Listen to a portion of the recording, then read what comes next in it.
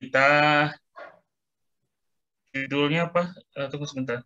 Yang pembagian yang telegram, ya, prinsip IT dalam pembelajaran ya. Prinsip IT dalam pembelajaran. Sebelumnya saya ingin perkenalkan diri lah dulu ya. Boleh, Pak. Saya ingin perkenalkan diri. Perkenalkan, nama saya Rahmat Hidayat. Kebetulan S1 saya pendidikan teknik elektro UNP. S2 saya juga di UNP, pendidikan teknologi kejuruan.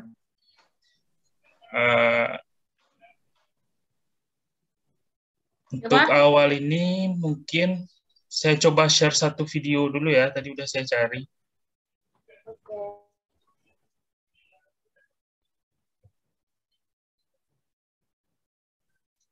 Tunggu sebentar.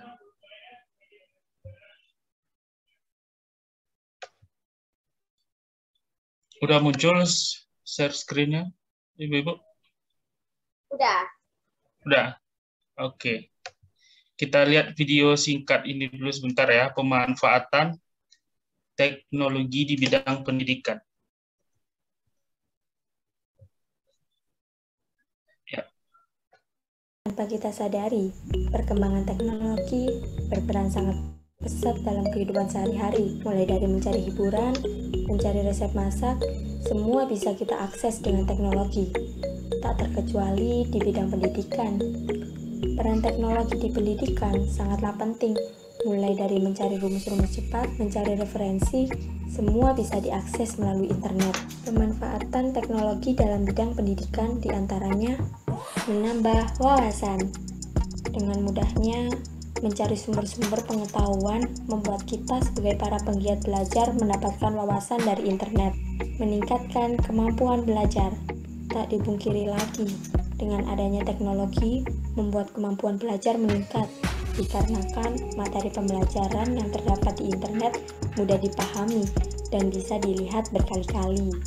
Mudahnya mencari materi pembelajaran dengan adanya platform YouTube, Ruang Guru, dan masih banyak lagi yang membuat kita lebih mudah mencari materi pembelajaran. Dan lebih enaknya lagi, bisa bertanya langsung. Mudah bukan? Belajar lebih mudah dan fleksibel. Dengan adanya gawai, membuat kita lebih mudah belajar dimanapun dan kapanpun. Entah di kendaraan umum, bahkan di toilet pun kita bisa belajar. Bagi kamu yang masih males-malesan belajar, sekarang tidak ada alasan lagi, karena dipermudah oleh teknologi. Sekian informasi dari penggiat. Jangan lupa klik tombol like and subscribe, dan tunggu informasi menarik lainnya.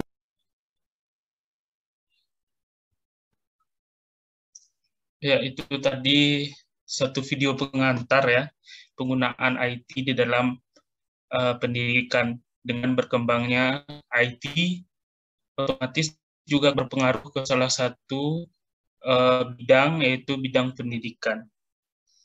Selanjutnya,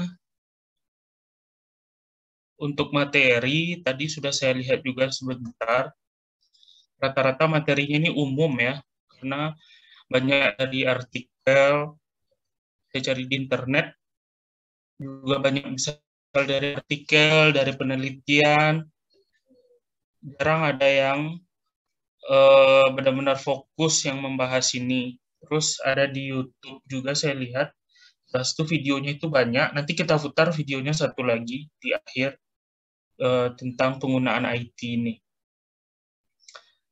Kita bahasnya yang mana enaknya dulu nih, Bu? Kan ada dua ini. Ada yang satu pemanfaatan saya share dulu ya.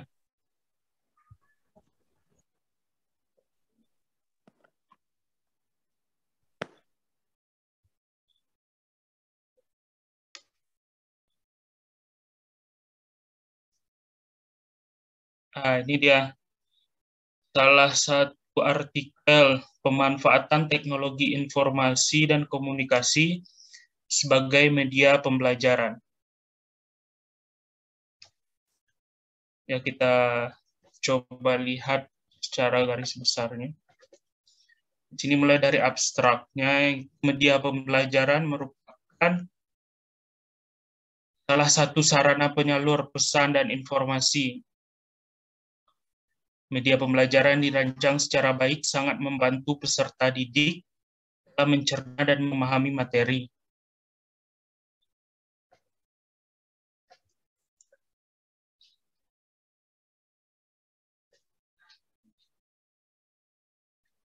Perkembangan teknologi informasi di era globalisasi saat ini ternyata memacu perkembangan media pembelajaran.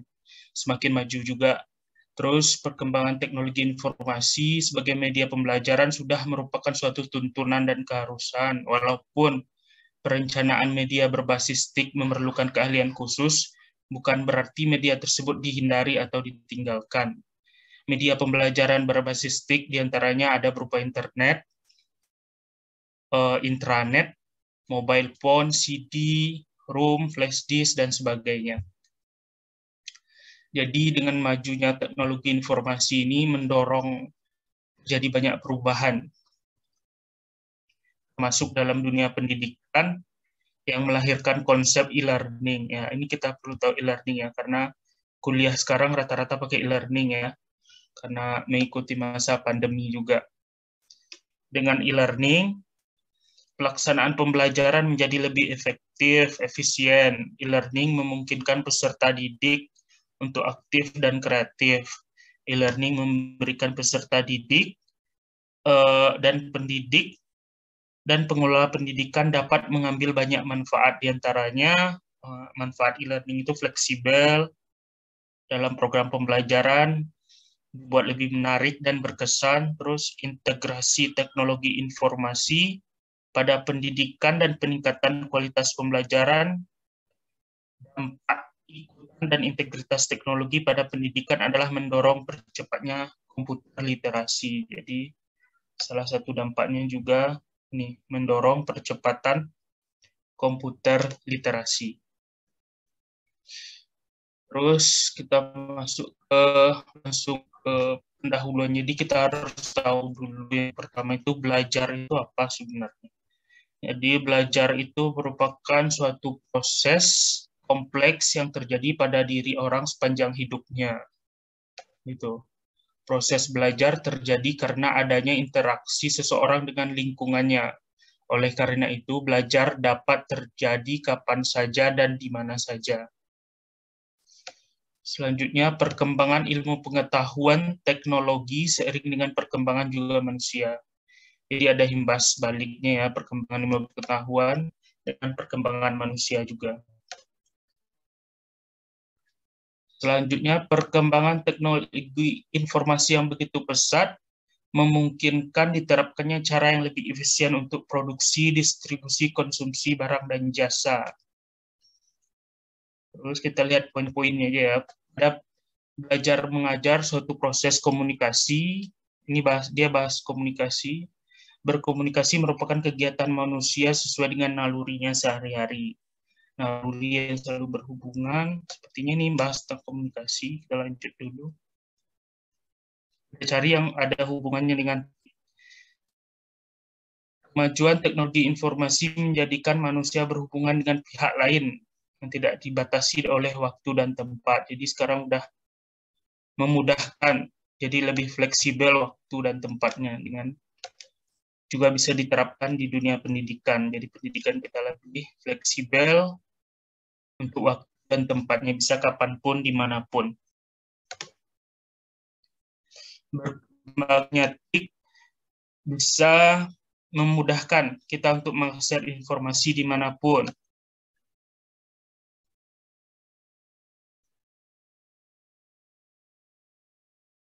Ini fokusnya mungkin di e-learning lagi nih ya. E-learning atau electronic learning. Jadi kepanjangan dari e-learning selama ini electronic learning. Saya pikir itu untuk mudah, easy gitu kan, ternyata electronic learning, yang merupakan suatu proses pembelajaran yang mendapatkan teknologi informasi. Dalam hal ini memanfaatkan media online sebagai internet dan sebagai metode penyampaian interaksi fasilitasi. Terus penggunaan e-learning pada media belajar online ternyata dapat mengatasi masalah efisien waktu dan tempat. yang sering dihadapi oleh siswa. E-learning merupakan model pembelajaran berbasis TIK berakibat pada perubahan budaya belajar untuk konteks pembelajarannya. Kegiatan belajar menjadi sangat fleksibel karena dapat disesuaikan dengan ketersediaan waktu. E-learning merupakan proses pembelajaran jarak jauh dengan menggunakan prinsip-prinsip dan proses pembelajaran dengan teknologi. Jadi, salah satu contoh yang dikemukakan pada artikel ini adalah penggunaan e-learning pada proses pembelajaran. Terus ini metodenya, kita skip saja. Media pembelajaran. Jadi kita perlu tahu, tadi belajar sudah tahu ya. Sekarang kita juga harus tahu apa itu media pembelajaran. Jadi secara umum adalah alat bantu proses mengajar. Alat bantu proses mengajar. Segala sesuatu yang dapat digunakan untuk merangsang pikiran, perasaan, perhatian, dan kemampuan atau keterampilan belajar, sehingga dapat mendorong terjadinya proses belajar. Batasan ini cukup luas dan mendalam, mencakup pengertian sumber, lingkungan, manusia, metode yang dimanfaatkan untuk tujuan pembelajaran. Ini menurut para ahli ya. Jadi media pendidikan itu adalah alat, metode, dan teknik yang digunakan. Kita kaitkan dengan judul awal di IT, berarti apa itu alat yang kita gunakan di sini? Bisa berupa tadi internet, video, e-learning. Metodenya apa? Metode pembelajarannya. Terus teknik yang digunakannya seperti apa? Seperti itu. Media merupakan alat yang harus ada apabila kita ingin mempermudah. Jadi tujuan dari media itu mempermudah kerjaan atau mempermudah dalam menyampaikan sesuatu. Jadi dalam hal ini media, karena kita dalam pendidikan, jadi media yang kita gunakan nantinya dapat mempermudah proses pembelajaran kita.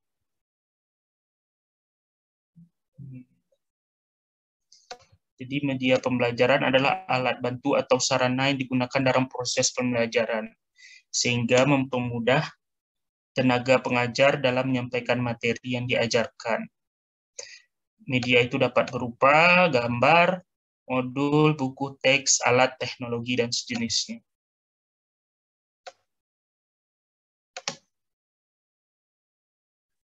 Ini pengertian media menurut KBBI.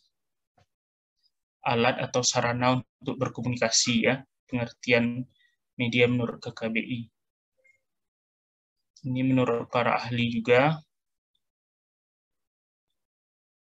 Media itu berasal dari bahasa Latin atau medius yang secara harfiah berarti tengah atau perantara atau pengantar.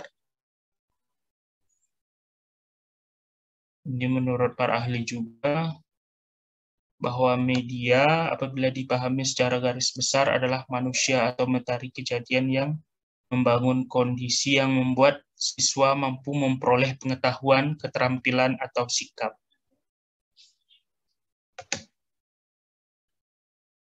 Kita lanjut ke bawah.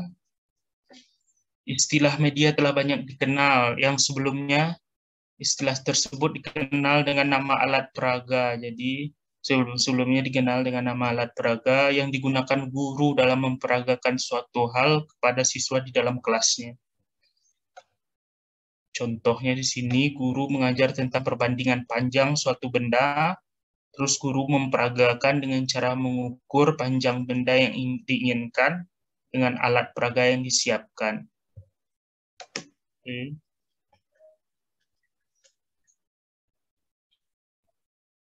Media yang kita kenal adalah segala sesuatu yang dipakai untuk mengantarkan pada sumber, yaitu guru kepada penerima pesan. Ini pengertian luas dari media, jadi ini aja kita ambil. Karena mencakup apa yang dipakai untuk memediasikan siswa. Pengertian media pembelajaran secara singkat dapat dikemukakan sebagai suatu dalam kurung bisa berupa alat, bahan atau keadaan yang digunakan sebagai perantara komunikasi dalam kegiatan pembelajaran. Jadi ada 3 konsep yang mendasari batasan media pembelajaran, itu konsep komunikasi, konsep sistem, dan konsep pembelajaran. Ini menurut Punaji. Selanjutnya, media memiliki berbagai peran dalam aktivitas pembelajaran. Nih. Selama ini pembelajaran lebih banyak tergantung kepada keberadaan guru. Dalam situasi demikian, media tidak banyak digunakan oleh guru, namun apabila digunakan media hanya sebagai alat bantu pembelajaran. Pandangan demikian ini mensyaratkan tidak adanya upaya pembelajaran dengan menggunakan media dalam proses pembelajaran. Jadi sebaliknya, proses pembelajaran terjadi dengan tidak memerlukannya kehadiran guru. Jadi sudah semakin berkembang ya. Pembelajaran yang tidak tergantung pada guru atau disebut instructor independent instruction, yang disebut juga dengan self-instruction. Lebih banyak memusatkan proses pembelajaran pada diri siswa itu sendiri.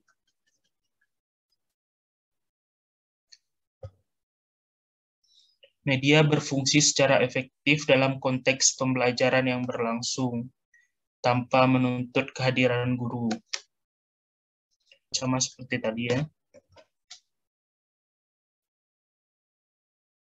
Kita masuk ke bagian teknologi informasinya. Tadi media, belajar, pengertian dasarnya udah, kita masuk ke teknologi informasi dan komunikasi. Apa sih pengertiannya itu sebenarnya teknologi informasi dan komunikasi? Jadi teknologi adalah sebuah pengetahuan yang ditujukan untuk menciptakan alat, tindakan pengolahan, dan ekstraksi benda. Istilah teknologi dikenal secara luas dan setiap orang memiliki cara sendiri memahami teknologi. Teknologi digunakan untuk menyelesaikan berbagai permasalahan dalam kehidupan kita sehari-hari secara singkat. Atau secara singkat, kita bisa menggambarkan teknologi sebagai produk, proses, atau organisasi. Selain itu, teknologi digunakan untuk memperluas kemampuan kita dan tidak membuat orang sebagai bagian paling penting dari setiap sistem teknologi. Jadi intinya teknologi adalah sebuah pengetahuan yang ditujukan untuk menciptakan alat, tindakan, pengolahan, dan ekstraksi benda. Terus, lanjut. Sedangkan yang dimaksud dengan informasi yang sering disamakan dengan pengertian data. Jadi, informasi ini disamakan dengan pengertian data. Data adalah suatu yang belum diolah dan belum dapat digunakan sebagai dasar yang kuat dalam mengambil keputusan. Terus, teknologi informasi dan komunikasi itu adalah suatu bidang ilmu pengetahuan yang perkembangannya semakin pesat dari tahun ke tahun. Menurut para ahli, teknologi informasi adalah suatu ilmu pengetahuan yang mencakup berbagai hal seperti sistem komputer, hardware, LAN, MAN, WAN, dan juga SIM, serta sistem telekomunikasi. Jadi, teknologi informasi adalah sebagai suatu ilmu pengetahuan yang mencakup berbagai hal. Di sini dibaginya ada komputer, hardware, software, local area network, metropolitan area network, wide area network, serta sistem informasi manajemen, serta sistem telekomunikasi. Lanjut. Sebelum kita masuk ke satu video nanti ya.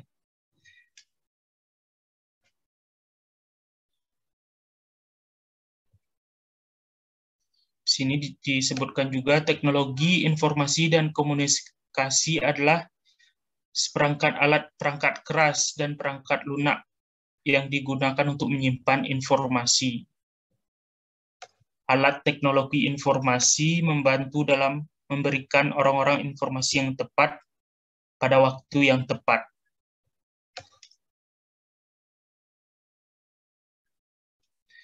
para pekerja dalam organisasi menggunakan teknologi informasi untuk menyelesaikan berbagai tugas, dan ini dapat mencakup mentransfer informasi yang memfasilitasi pengambilan keputusan dalam sebuah organisasi, meningkatkan layanan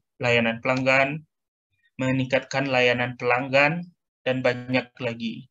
Di era informasi ini sangat penting untuk mengelola sistem informasi untuk memastikan akurasi efisiensi.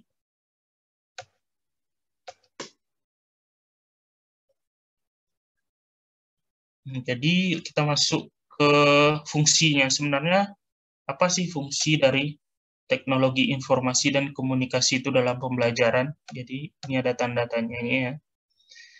Jadi teknologi ada 3 fungsi utama di sini disebutkan. 3 fungsi utama yang digunakan dalam kegiatan pembelajaran. Mana dia tadi?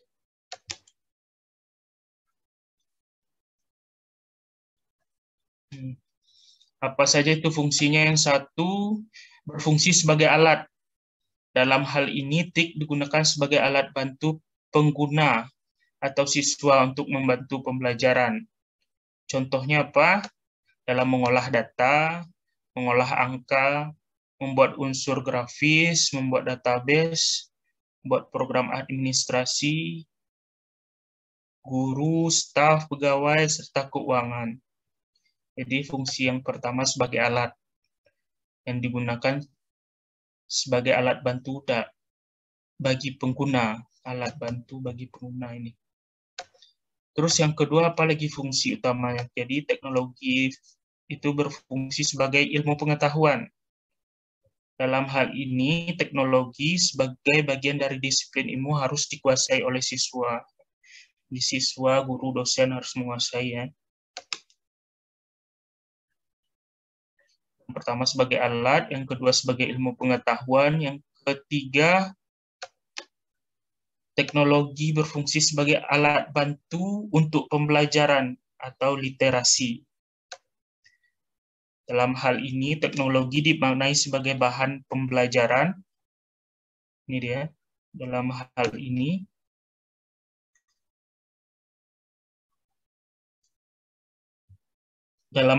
teknologi dimaknai sebagai bahan pembelajaran sekaligus sebagai alat bantu untuk menguasai sebuah kompetensi berbantuan komputer. Dalam hal ini, komputer telah diprogram sedemikian rupa sehingga siswa dibimbing untuk menguasai kompetensi. Lanjut.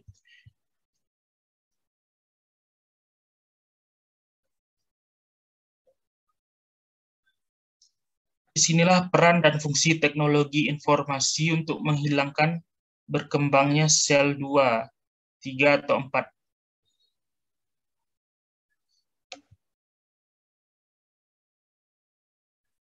Disinilah peran dan fungsi teknologi informasi untuk menghilangkan berkembangnya sel 2, 3, dan 4 berkembang di banyak institusi pendidikan itu dengan cara, saya kurang paham ini, berkembangnya sel 2.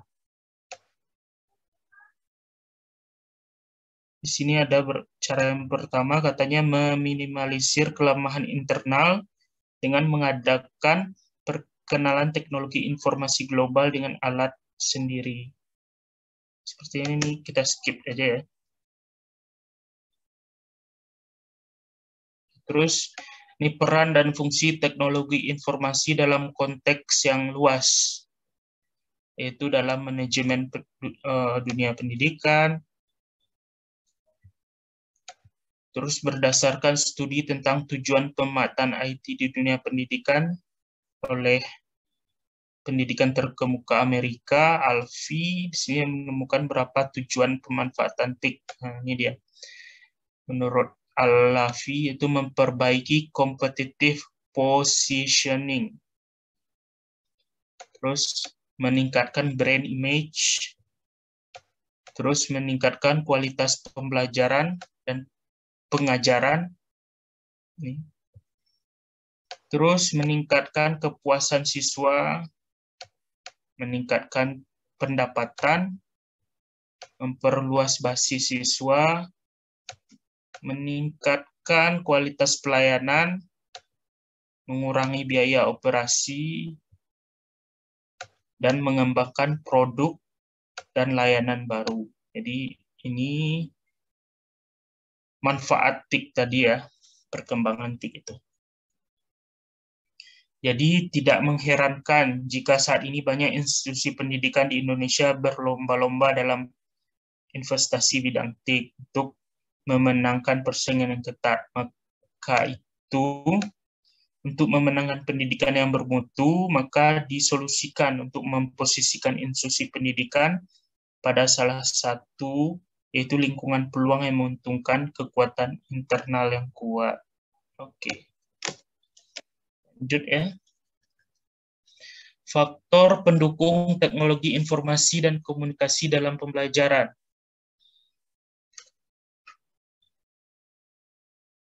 Teknologi informasi dan komunikasi merupakan bahan pokok dari e-learning. Itu sendiri yang berperan dalam menciptakan pelayanan yang cepat, akurat, teratur, akuntabel, dan terpercaya.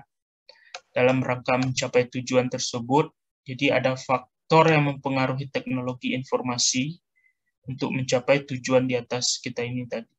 Untuk mencapai tujuan yang menciptakan pelayanan yang akurat, tepat, cepat, dan teratur. Jadi apa saja sih faktornya agar bisa tercapai? Yang pertama, infrastruktur. Maksud dari faktor di atas adalah agar teknologi informasi dapat berkembang dengan pesat, pertama dibutuhkan infrastruktur yang memungkinkan akses informasi dimanapun dengan kecepatan yang mencukupi. Selanjutnya SDM. Faktor SDM menuntut ketersediaan human brain, menguasai teknologi yang tinggi. Terus kebijakan.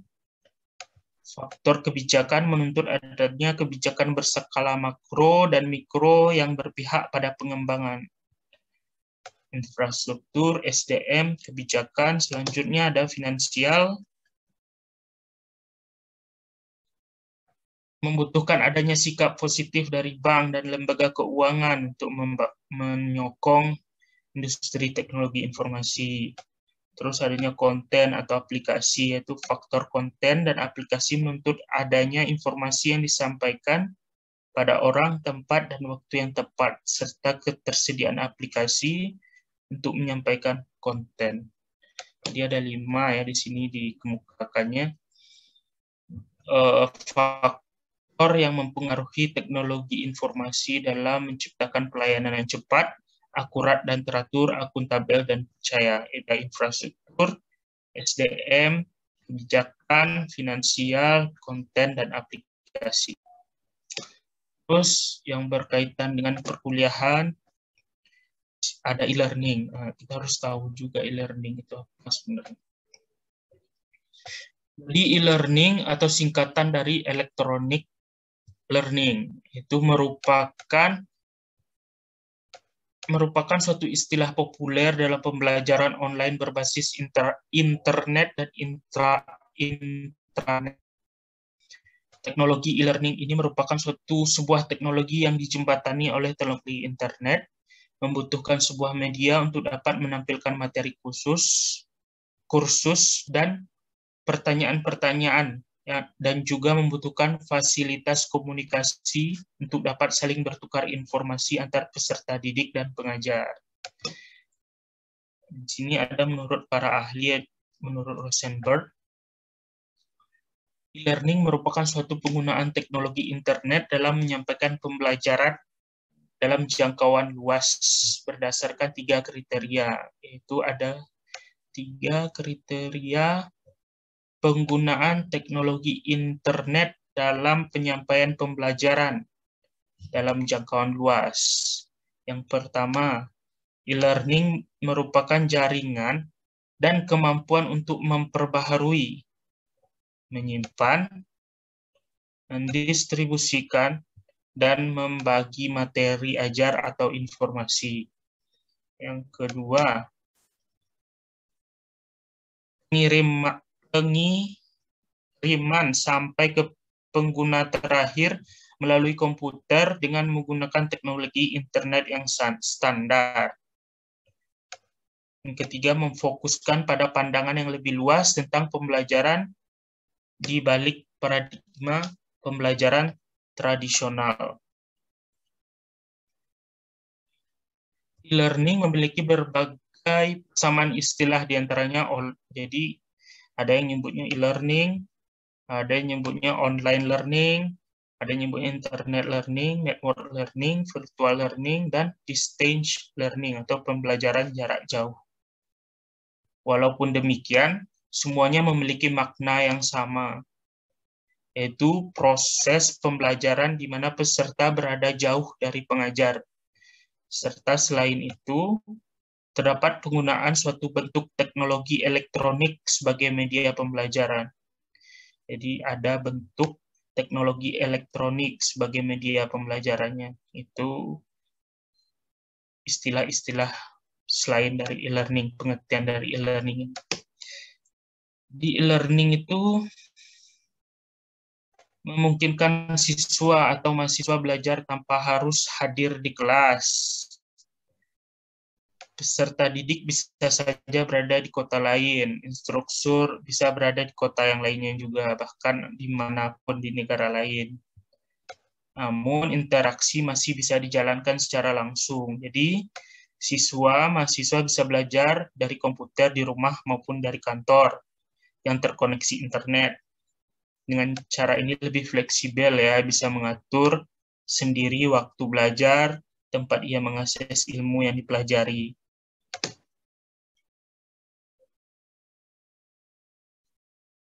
Jadi e-learning dalam arti luas bisa mencakup pembelajaran yang dilakukan di media elektronik internet, baik secara formal maupun informal. E-learning secara formal, contohnya di sini ada e-learning secara formal, misalnya pembelajaran dengan kurikulum, silabus, mata pelajaran, dan tes yang telah diatur dan disusun berdasarkan jadwal yang telah disepakati oleh pihak terkait, yaitu pengelola e-learning dan siswa atau mahasiswa itu sendiri. Pembelajaran ini termasuk tingkat interaksi yang tinggi dan diwajibkan oleh perusahaan pada karyawannya. Terus e-learning merupakan teknologi yang masih relatif baru dalam dunia pendidikan Indonesia. E-learning merupakan salah satu cara yang dapat digunakan sebagai alternatif media pendidikan. Karena dengan e-learning, proses pendidikan dapat diakses lebih mudah. Keterkaitan e-learning dengan pendidikan jarak jauh. Keterkaitan e-learning dengan pendidikan jarak jauh bahwa e-learning dapat membantu proses pelaksanaan pendidikan jarak jauh. Sistem e-learning bisa sebagai pengganti modul ajar, sebagai pendistribusi materi ajar yang terorganisir, dan mempertahankan interaktivitas antara pelajar dan pembelajaran. Jadi, apa hubungan antara distance learning dengan e-learning? Distance learning atau pembelajaran jarak jauh memiliki ciri utama, yaitu terpisahnya antara pelajar dengan pengajar. Jadi karena keterpisahan jarak ini, terpisahan jarak baik dilihat dari sisi waktu dan tempat, maka distance learning setidaknya memiliki 3 konsekuensi logis. Pertama, perlunya diterapkan sistem belajar mandiri yang memungkinkan peserta mengendalikan belajarnya sesuai kebutuhan yang diinginkannya. Terus yang kedua, diperlukannya teknologi informasi sebagai jembatan komunikasi antara pelajar dengan peserta lainnya. Selanjutnya, peserta belajar dan pengajar atau proses belajar dengan sumber lain. Jadi ada beberapa 3 konsekuensi logis hubungan antara distance learning dan e-learning. Yang pertama, perlunya diterapkan sistem belajar mandiri yang tadi. Yang keduanya, diperlukannya teknologi informasi komunikasi. Terus yang ketiga, perlu digunakannya aneka sumber belajar yang difasilitasi oleh teknologi informasi komunikasi yang relevan, baik dengan bahan ajar sendiri maupun karakteristik peserta. Jadi distance learning dan e-learning itu saling keterkaitan ya, saling sokong, saling bantu. Dalam konsekuensi logis tersebut, khususnya konsekuensi logis kedua yaitu memerlukan penerapan teknologi informasi komunikasi. Maka konsep e-learning diperlukan dalam distance learning. Ini dia alasannya. Dengan demikian dapat disimpulkan bahwa e-learning dalam konteks pendidikan jarak jauh merupakan suatu konsekuensi sebagaimana halnya diterapkan dalam sistem belajar mandiri. Jadi salah satu konsekuensi belajar mandiri itu adanya pembelajaran jarak jauh. Jadi lebih mandiri mahasiswanya. Terus apa aja sih karakteristik dari e-learning itu? Karakteristik dan manfaat e-learning. Jadi menurut Gratika, Ramasari, dan Rita Rismiati, metode pengajaran tradisional masih kurang efektif jika dibandingkan dengan pengajaran modern. E-learning bukan sekedar menggantikan, tetapi diharapkan menambah metode pembelajaran. Ini dia ada beberapa poin, ada 4. E-learning memiliki karakteristik, apa aja sih karakteristik e-learning itu? Yang pertama, dia memanfaatkan jasa teknologi elektronik, terus menggunakan bahan ajar yang bersifat mandiri atau self-learning material, terus memanfaatkan jadwal pembelajaran, kurikulum, hasil kemajuan belajar, dan hal-hal yang berkaitan dengan administrasi pendidikan dapat dilihat di setiap saat di komputer. Jadi dia bisa kita pantau kurikulumnya, hasil belajarnya dengan komputer. Yang berkaitan dengan administrasi pendidikan dapat dilihat setiap saat di komputer. Ya, Pak. Terus menggunakan ya. Maaf sebelumnya jangan terlalu banyak tentang e-learningnya Pak, secara garis besarnya aja. Oh, secara garis besar aja ya. Ya, karena kalau materi untuk CPNS ini kan secara umum aja penggunaan IT dan ya, ini, dalam dunia pendidikan. Oh ya, ini ya benar. Materi di internet pun dia secara umum juga ya. Ya, Banyak secara artikel. umum aja, ya. Baik-baik. Jadi jangan nanti kita bahas materi satu lagi kan. Oke, sip. Ya. Terus menggunakan jasa internet sebagai media utama. Terus lanjut ke manfaat. Kita fokus ke poinnya aja. Manfaat dari pembelajaran e-learning apa aja sih? Yang pertama, fleksibel. Terus belajar mandiri, efisien dari biayanya juga. Terus e-learning dapat menjalin komunikasi sehingga banyak dapat yang bisa diketahui, banyak informasi ya. Terus e-learning dapat memperluas wawasan siswa. E-learning adalah interaktif dan inovatif. E-learning pembelajaran didorong untuk bereksplorasi dengan website-website yang tersedia sehingga meningkatkan kreativitas dan keingintahuan bertambah. Terus pemanfaatkan sebagai media pembelajaran. Kita cari poinnya aja.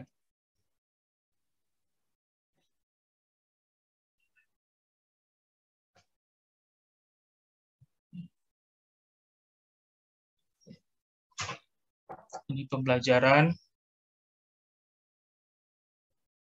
Kehadiran TIK sebagai media pembelajaran banyak membantu guru, antara lain ya. Berarti di poin yang pertama, pembelajaran menjadi efektif dan menarik.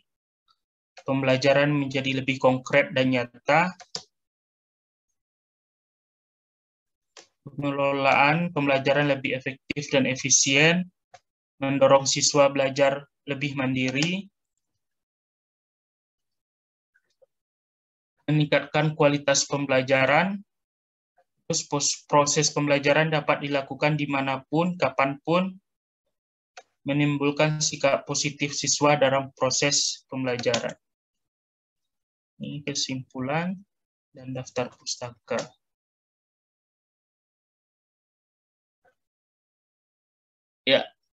itu tadi paparan mengenai penggunaan IT untuk pembelajaran.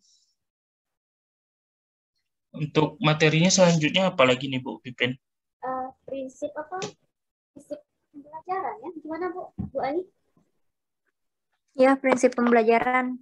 Ya, prinsip pembelajaran itu udah di-share kemarin Pak. Ya, prinsip pembelajaran. Oke, tunggu sebentar.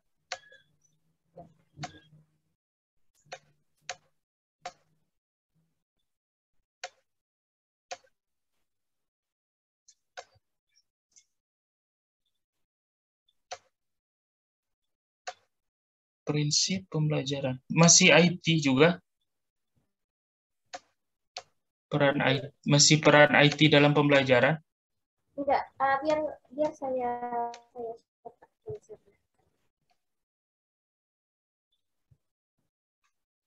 Halo? Iya, ya. Mati.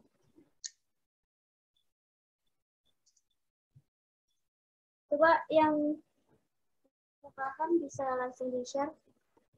Bentar. Suaranya putus-putus. Iya, di sini susah sinyal, Pak. Kita bisa kota. Atau kita lihat satu video lagi, apa sih peran IT itu? Oke, Bang. Sambil Peran, cari bahan dulu. iya. Ini ada satu video lagi. Karena ini pengetahuannya umum ya. Iya. Kita coba lihat di internet juga.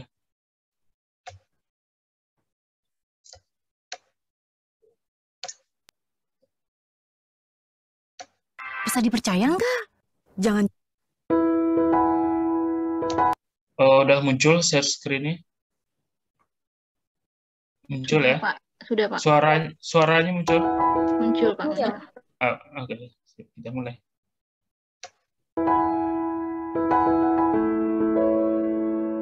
Assalamualaikum warahmatullahi wabarakatuh. Untuk lansi dan TIK dan ranking dalam bidang pendidikan, peranan TIK sangatlah vital untuk saat ini. Apalagi di masa pandemi ini, banyak bahkan hampir semua sekolah atau institusi pendidikan menggunakan TIK dalam pembelajarannya. Jadi peranan TIK telah mendorong terjadinya perubahan dalam kurikulum yang meliputi perubahan tujuan dan isi aktivitas belajar, latihan, dan penilaian, serta hasil akhir belajar. Untuk peranan teknologi informasi dan komunikasi dalam bidang pendidikan, yang pertama ada e-learning. E-learning adalah suatu sistem atau konsep pendidikan yang memanfaatkan teknologi informasi dalam proses belajar mengajar.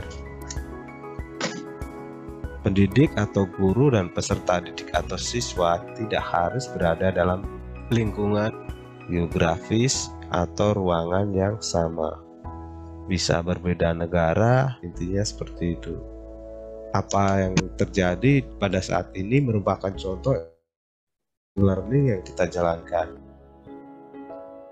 Ini adalah contoh proses pembelajaran yang dilakukan pada saat ini. Pembelajaran yang dilakukan termasuk dalam e-learning karena menggunakan media TIK yaitu komputer, juga handphone atau smartphone. Untuk aplikasi yang digunakan banyak sekali yang bisa dimanfaatkan oleh pendidik dan peserta didik, seperti Google Classroom, ada Zoom, menggunakan Google Form. Bisa melalui web sekolah untuk menyampaikan materi atau memberikan informasi, bisa melalui grup WA, melalui YouTube atau Microsoft Form. Dan anak-anak di rumah juga sudah melakukan apa yang dinamakan e-learning tersebut. Jadi kalian secara tidak langsung sudah belajar TIK tanpa kalian sadari. Untuk peranan TIK dalam bidang pendidikan yang kedua yaitu ada e-library atau perpustakaan digital.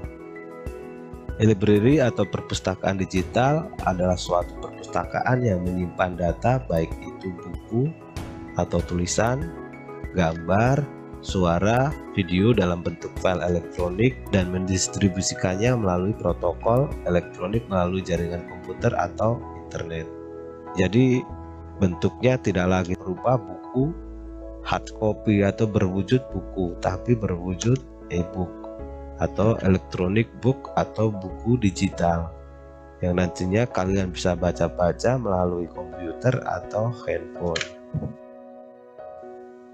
Contoh perpustakaan digital yaitu ada BSE dari Kemdikbud, yaitu buku elektronik interaktif. Di situ bisa memilih-milih buku yang diinginkan, bisa juga membaca langsung di situ. Banyak buku yang tersedia mulai dari jenjang PAUD, SD, SMP, SMA juga SMK. Daerah Kabupaten Temanggung yang juga mencoba smartphone pendidikan untuk layanan bimbingan TIK kali ini. Pesan saya, tetap jaga kesehatan, tetap semangat belajar, karena secara tidak langsung kalian Yaitu tambahan videonya ya untuk malam ini. Masih ada materinya ini Bu Pipin? Atau ada lagi pemateri baru? Ini materi ya, Pak. Oke, silahkan.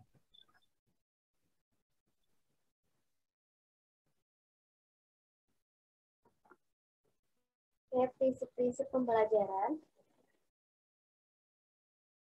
Yang pertama, tujuan pembelajaran. Tujuan pembelajaran di sini itu menjelaskan berbagai prinsip pembelajaran, memberikan contoh-contoh prinsip, mempraktikkan prinsip-prinsip pembelajaran dalam kegiatan pembelajaran. Terus, kompetensi guru. Yang pertama yaitu kompetensi pedagogik adalah kemampuan mengolah pembelajaran peserta didik yang meliputi pemahaman terhadap peserta didik, perancangan dan pelaksanaan pembelajaran, evaluasi hasil belajar. Yang kedua, kompetensi kepribadian, kemampuan kepribadian yang mantap, stabil, dewasa, arif, berwibawa. Yang ketiga, kompetensi profesional, yaitu kemampuan menguasai materi pembelajaran secara luas dan mendalam. Yang keempat, kompetensi sosial, kemampuan pendidik sebagai bagian dari masyarakat untuk berkomunikasi dan bergaul secara efektif. Ini pengertian belajar bisa dibaca aja. Nah, oke. Konsep mengajar adalah proses membimbing kegiatan belajar. Mengajar adalah mengorganisasikan lingkungan sebaik-baiknya dan menghubungkan dengan siswa sehingga terjadi kegiatan belajar. Itu menurut S. Nasution. Konsep belajar ini lebih ke hafalan sih, pembelajaran atau ada yang mau didiskusikan di sini?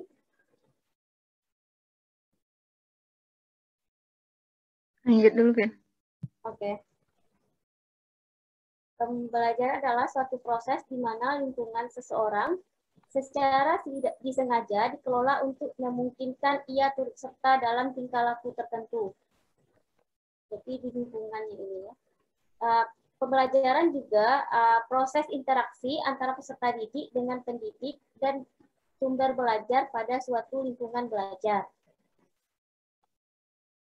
Ini prinsip-prinsip pembelajaran.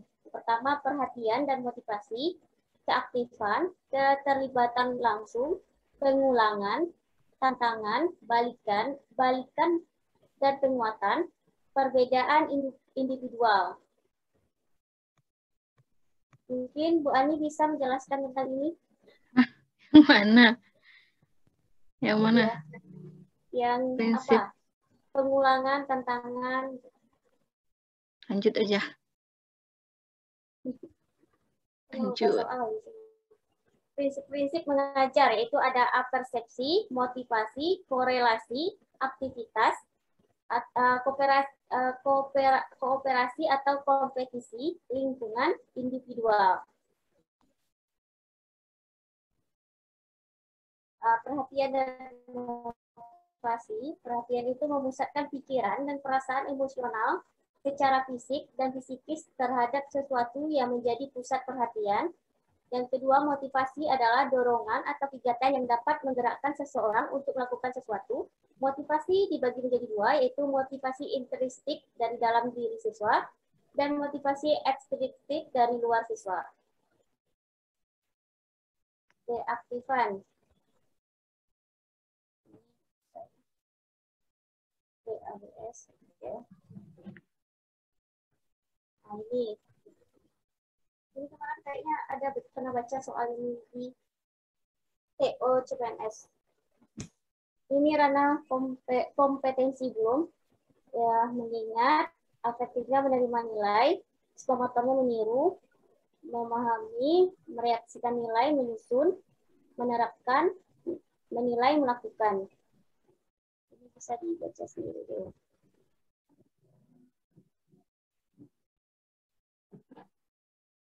Di kadar PBAS dilihat dari keaktifan siswa dalam proses pembelajaran. Adanya keterlibatan siswa baik secara fisik, mental, emosional, maupun intelektual dalam setiap proses pembelajaran. Yang kedua, siswa belajar secara langsung. Yang ketiga, adanya keinginan siswa untuk menciptakan iklim belajar yang kondusif. Yang keempat, keterlibatan siswa. Yang kelima, adanya keterlibatan siswa dalam melakukan prakarya. Terjadinya interaksi yang multi arah. Arah. Keterlibatan langsung. Setiap siswa harus terlibat langsung untuk mengalaminya. Pembelajaran yang melibatkan siswa secara langsung.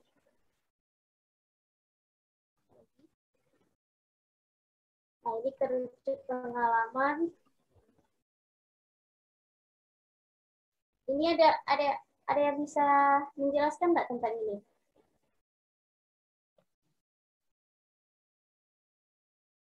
Teman-teman yang lain?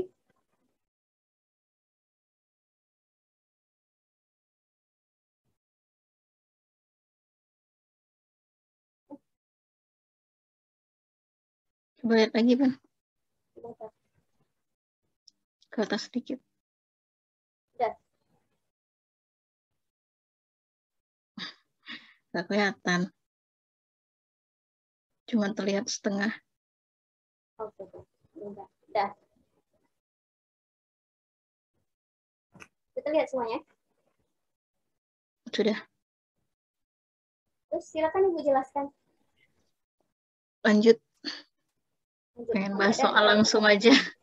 Oke. Ini pengalaman. Oke, ada penjelasan aja di bawah ya. Ini pengulangan.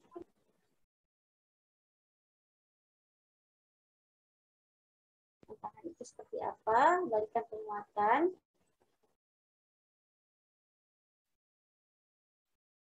Tidak individu.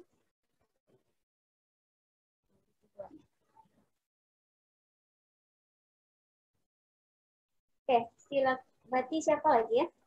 Ana lagi ya? Bahas soal ya? Iya. Tapi soalnya nggak berkaitan, Kak. Nggak apa-apa ya? Nggak apa-apa. Saya kirimkan ke Kak Ani lah soalnya. Atau Kenapa saya gitu? kirim. Nggak bisa di-share pakai HP. Oh. Oke. Kirim aja ke grup. Oh ya, kirim ke grup ya. Iya.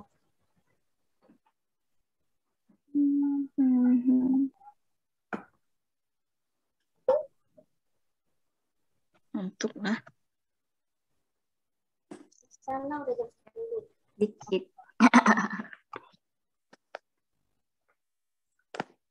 Udah, Kak? Ntar. Ke WA dulu. Gue baru mengirim pun.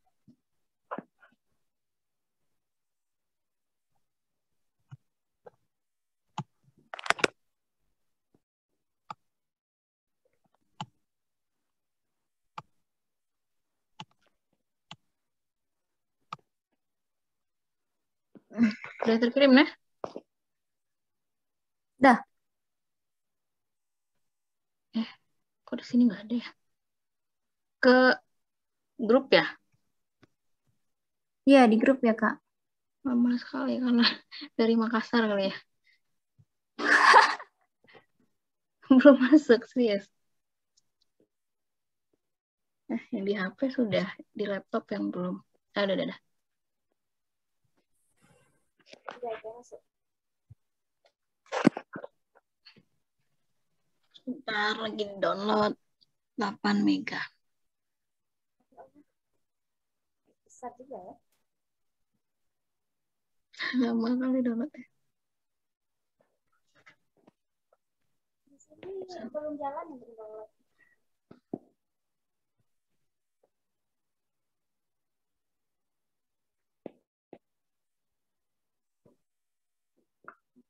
Nggak ada Share. Udah. Bentar. Bahan mana nih?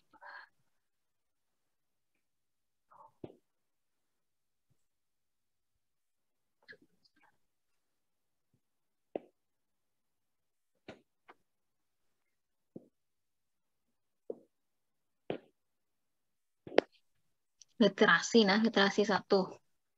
Iya, Kak. Kok kameranya sama?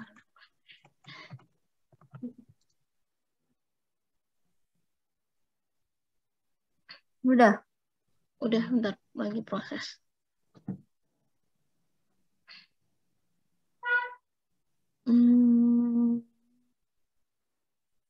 Share screen.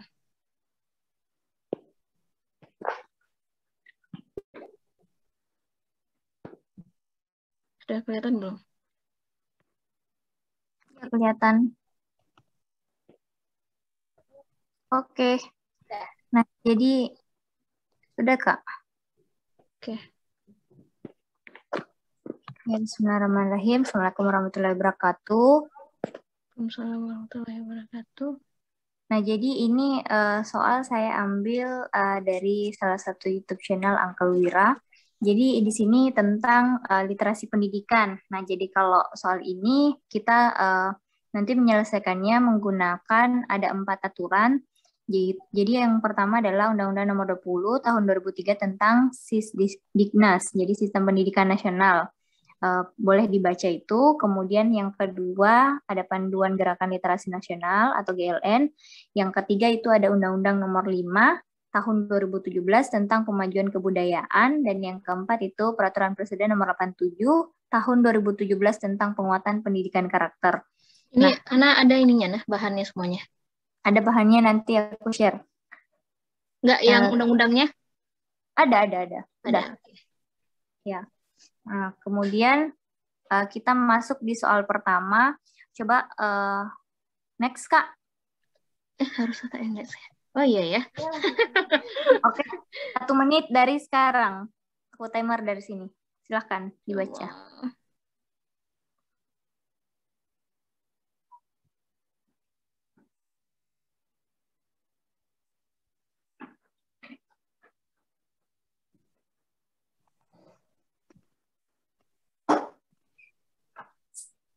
Jawabnya di mana?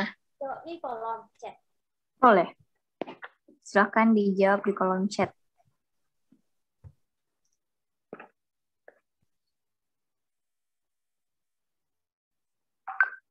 Kalau yang share screen, ini. Ini kolom chatnya.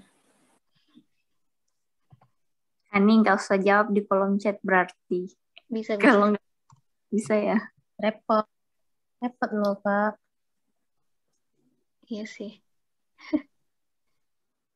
Udah. Langsung aja kita bahas.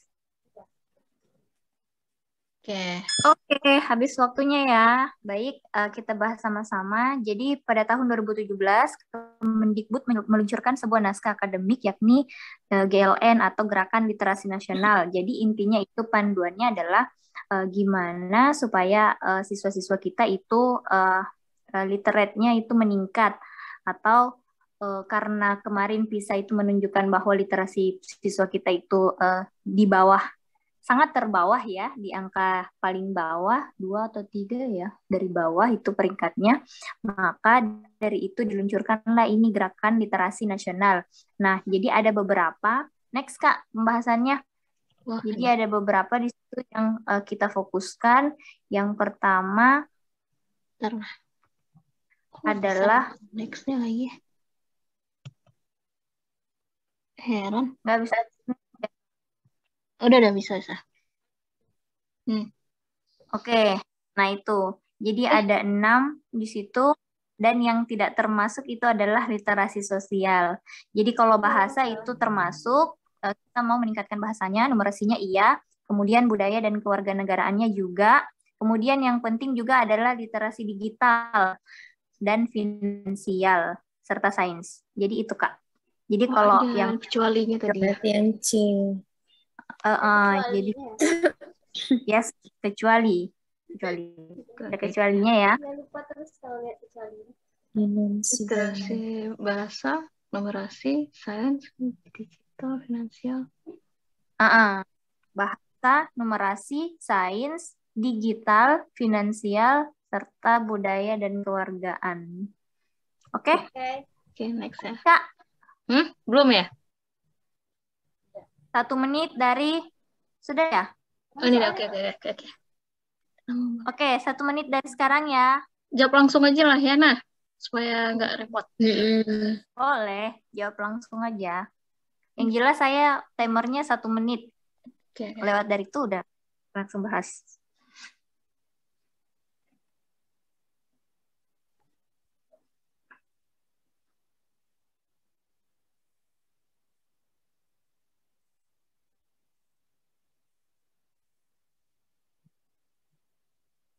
B. Apa Kak Pipin? B. B. Kak D Dita, aja. B. Apa Kak? B juga. B juga Kakak. Kak D. D. Dita B. Oke. Yang lain Oke, mau baik. partisipasi silakan. B. B. Oke. Belum ada yang jawab A. Yang kosong. Habis. Nah, baik. Thank you. Jadi yang kedua ini dalam upaya mengembangkan kemampuan literasi para generasi terdidik perlu didukung oleh seluruh jajaran pemerintahan mulai dari tingkat pusat hingga daerah.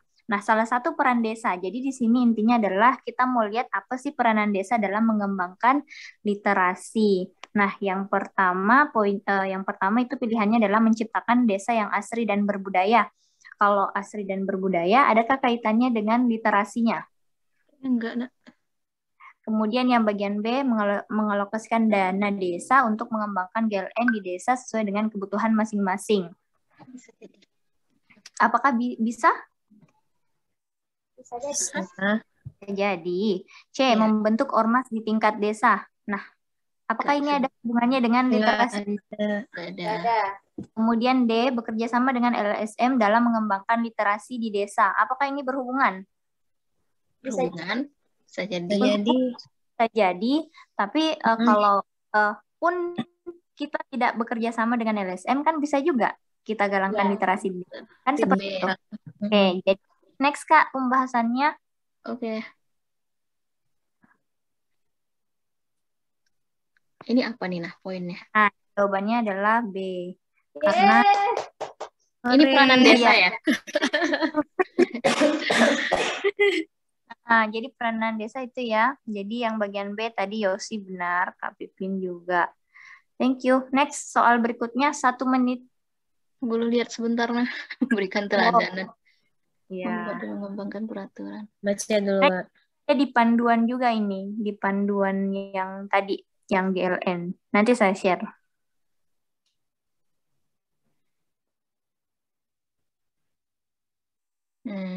Oke. Yang lain? Dah, next. Next. 1 menit dari sekarang. Aduh, Allah Akbar. Langsung jawaban. Kak Ani pun. Soalnya kan ada jawaban. Nggak terlihat ininya.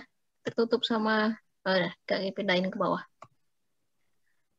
Udah ada jawaban? Udah tahu tadi ya? Enggak jadi. Enggak kelihatan. Bentar. Pendidikan nasional.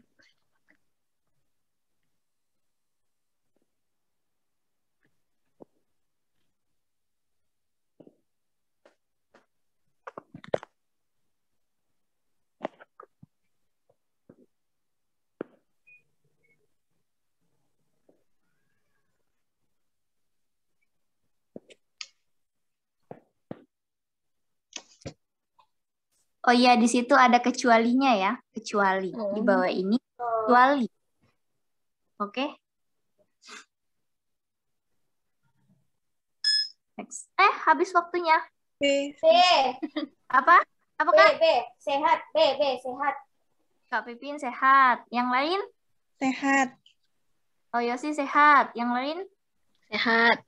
Tekun aja. Ya. Tekun, Adita. Yang lain? Rahmat, Kak Rahmat?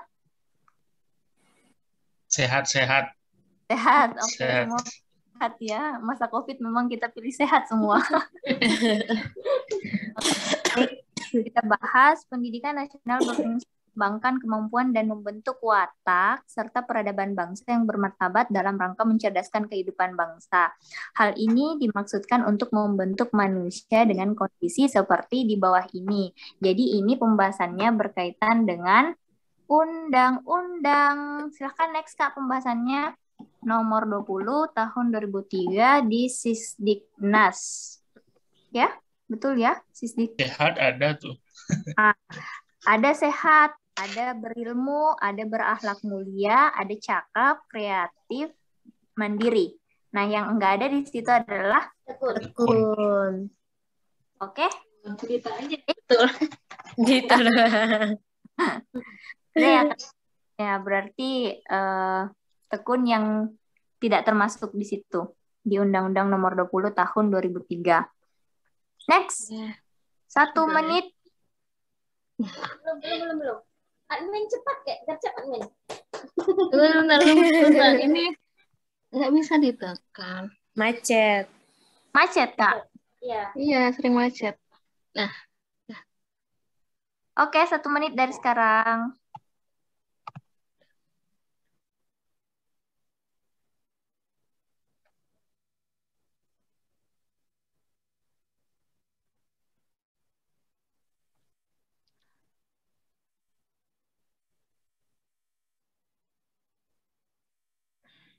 C.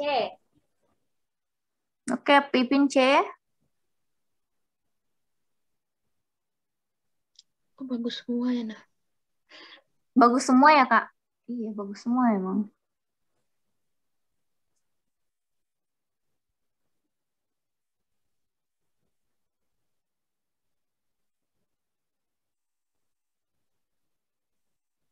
Alah, Kak Ani A. Yang lain? Yang D. D. Dita D. Yang BB. B. Oke, habis waktunya. Yosi? Yang C aja. Yang C aja. Oke, baik. Kita bahas ya. Dalam mengembangkan pendidikan nasional, maka pemerintah pusat dan daerah memiliki hak dalam penyelenggaraan pendidikan. Jadi hak pemerintah pusat dan daerah ya. Ini di Sisdiknas lagi tahun 2003 nomor 20. Jadi di situ ada mengarahkan, membimbing, membantu dan mengawasi. Jadi kecualinya adalah mengevaluasi. Jadi pemerintah pusat dan daerah tidak melakukan evaluasi di sini. Dia hanya mengarahkan, membimbing, membantu, dan mengawasi. Tidak evaluasi. Oke? Oke. yang mengevaluasi tugas siapa ya? Bukan. Kira-kira. Nanti kita cari jawabannya di undang-undang lagi ya. Nanti saya share lagi filenya supaya dibaca. Salah terus, belum ada yang betul dari tadi. Belum ada yang betul, Kak? Next, Belum. soal selanjutnya. 1 menit dari sekarang. Semoga betul ya, Kak Ani.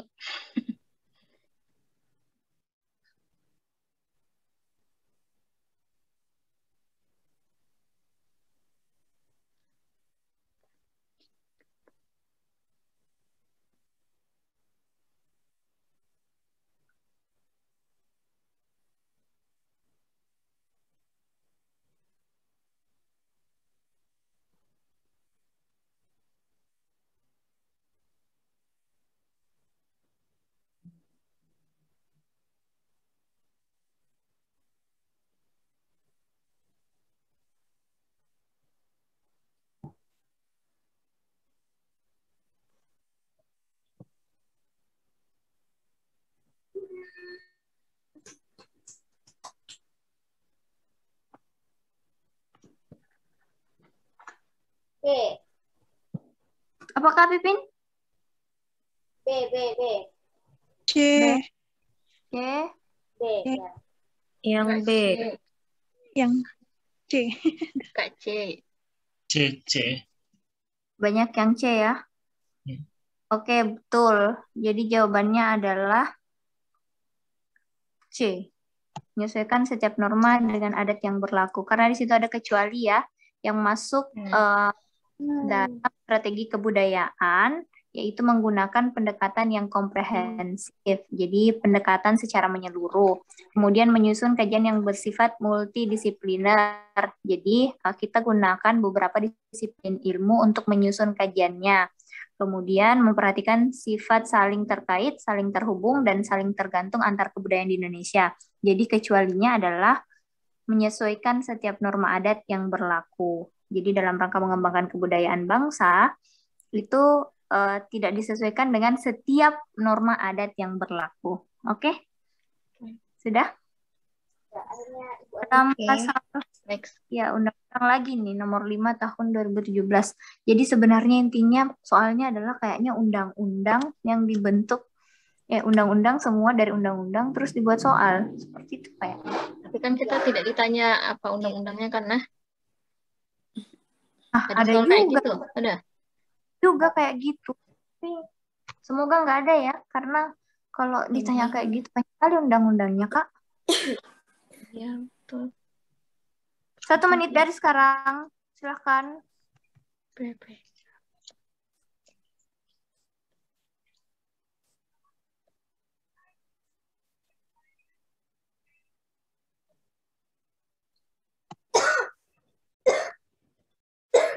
C, C. C, olah hati. Ya, Lah, iya betul. Yang lain gimana?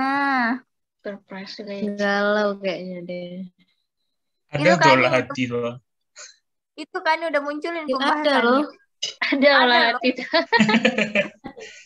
rasa, Olah karsa yang nggak ada. rasa ya enggak? Olah rasa, pikir, dan olahraga. Jadi olah karsa yang nggak masuk malah. Olah karsa yang nggak ada. Oh, karena ini berkaitan dengan karakter kali ya. Ya, karakter. Tapi olahraga apa hubungannya? Karakter? Mandi. Sehat jasmani. Sportif, fit, Apa? Apa kayak sih? sportivitas kali ya untuk karakter. Sportivitasnya ya. Tidak kompetisi, tidak Iya, bisa berbuat jadi. curang gitu. Oh iya, betul. Sportif. Oke. Next. Jadi ini Perpres lagi nomor 87 tahun 2017. Silahkan dibaca, nanti saya share lagi soalnya. Undang-undangnya. Perpresnya. Next. Ini Saya hitam. And slideshow. Udah habis, nah? berarti habis. Thank you very much for tonight. Jadi Ini cuma 1, alhamdulillah. besok lagi kita lanjutkan. Apa lagi materinya besok, Kak Pipin?